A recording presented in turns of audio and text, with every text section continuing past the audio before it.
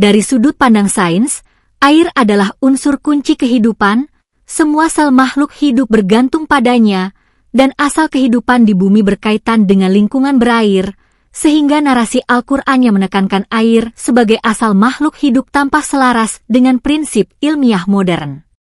Sedangkan dalam Alkitab beberapa gambaran tentang air sering bersifat simbolik atau tidak konsisten secara ilmiah, sehingga bila ditimbang dengan logika akal sehat dan data empiris, pendekatan yang menempatkan air sebagai dasar kehidupan lebih mudah dipahami dan sesuai dengan realitas alam.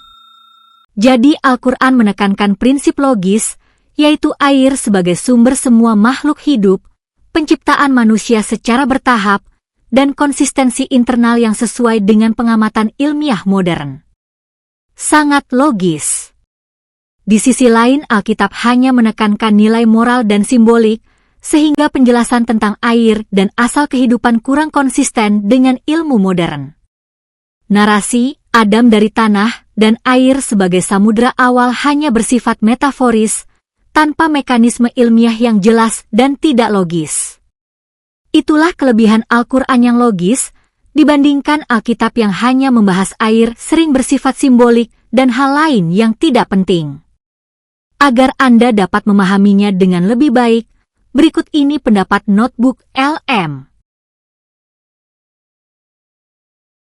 Oke, selamat datang. Hari ini kita akan coba bedah sebuah argumen yang jujur aja cukup menarik. Ada seorang penulis yang pakai satu elemen sederhana, air, buat membandingkan dua kisah penciptaan kuno. Kita akan telusuri bareng-bareng gimana sih dia ngebangun argumennya tahap demi tahap. Nah, pertanyaan utamanya begini. Gimana bisa sih cuma dari air kita bisa melihat dua cara pandang yang beda banget tentang alam semesta? Ini premis yang diajukan oleh si penulis, dan ini yang akan kita coba pahami dari sudut pandangnya. Jadi, alur pemikiran penulisnya tuh begini. Dia percaya kalau cara air digambarkan di kedua kitab suci ini, itu tuh bukan sekedar detail cerita. Katanya ini nunjukin ada perbedaan yang, mendasar banget dalam hal logika dan cara pandang dunia masing-masing. Oke, ini dia peta jalan kita buat ngebongkar argumen ini. Ada 5 langkah.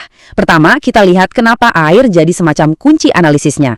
Terus, kita masuk ke 3 perbedaan besar yang dia soroti. Chaos lawan keteraturan, lalu arsitektur alam semesta, sama gimana daratan bisa muncul. Dan terakhir, tentu saja, kita akan lihat kesimpulan akhir dari semua ini. Sip, kita mulai ya.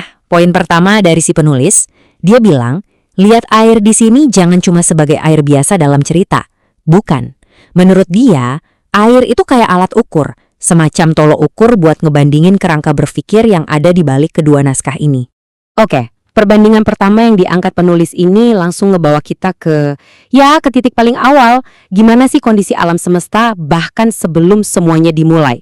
Nah, disinilah dia nunjukin perbedaan tajam antara konsep kekacauan dan keteraturan. Nah, lihat deh, penulisnya langsung ngejajarin 2 ayat kunci. Di kiri dari kitab Kejadian, di kanan dari Al-Quran. Coba deh perhatikan, menurut analisis dia, ada perbedaan yang mencolok banget soal gambaran suasana di awal mula alam semesta. Oke, jadi menurut analisis si penulis, frasa Ibrani tohu wabohu itu artinya kosong dan kacau balau. Dan air yang disebut tehom itu jadi latar utama dari kekacauan ini. Jadi kesimpulan dia, penciptaan di sini itu lebih kayak proses menata ulang sesuatu yang emang udah ada dan berantakan. Nah, ini bagian yang menarik. Penulisnya nemuin ada kaitan linguistik. Dia bilang kata Ibrani tehom yang artinya samudra raya itu kedengarannya mirip sama Tiamat, Dewi Laut Babilonia yang jadi simbol kekacauan. Buat si penulis, ini petunjuk kalau narasi Kejadian itu punya akar dari cara pandang dunia Mesopotamia yang lebih luas. Nah, beda banget sama yang di Al-Quran. Menurut si penulis, di sini sama sekali nggak disebut soal kekacauan. Malah sebaliknya, air digambarkan sebagai pondasi singgasana Tuhan.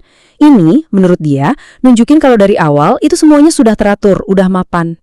Oke, dari kondisi awal kita geser ke perbandingan kedua yang diajukan penulis. Kali ini soal arsitektur alam semesta. Maksudnya, gimana sih struktur fisik jagat raya ini digambarkan dalam teks? Lagi-lagi, si penulis ngebandingin 2 ayat. Coba perhatikan pilihan katanya. Ini yang dia soroti. Di Kejadian ada kata cakrawala yang fungsinya memisahkan air dari air. Sementara di Al-Quran, ceritanya tentang langit dan bumi yang tadinya satu terus dipisahkan. Nah, argumen dia di sini adalah narasi Kejadian itu seolah-olah ngasih kita gambaran model alam semesta yang sangat fisik, sangat mekanis, yang emang umum banget di pemikiran orang-orang zaman dulu. Kata cakrawala itu dia artikan benar-benar sebagai kubah keras yang tugasnya nahan lautan raksasa di atas langit. Jadi, kalau kita coba bayangin model kuno ini, kata si penulis, ada 3 lapisan. Lapisan pertama, paling bawah, ya bumi kita yang datar. Terus, di atas bumi itu ada semacam kubah yang keras. Nah, itulah yang kita lihat sebagai langit. Dan yang paling penting nih, di luar kubah itu, ada lautan kosmik yang gede banget. Jadi kalau pakai model ini, hujan itu apa? Ya, gampangnya itu bocoran air dari lautan yang ada di atas langit. Ini kontras banget sama deskripsi di Al-Quran, yang menurut penulis jauh lebih konseptual. Dia bilang, ayat di Al-Quran itu nggak ngasih detail soal model fisik tertentu. Fokusnya lebih ke kejadian pemisahan kosmik itu sendiri, bukan gimana cara kerjanya. Oke, kita masuk ke perbandingan ketiga, dan ini yang terakhir dari si penulis. Fokusnya sekarang adalah, gimana caranya daratan bisa muncul dari lautan purba itu. Yuk, kita lihat gimana proses munculnya daratan. Si penulis lagi-lagi nunjukin 2 proses yang menurut dia beda banget.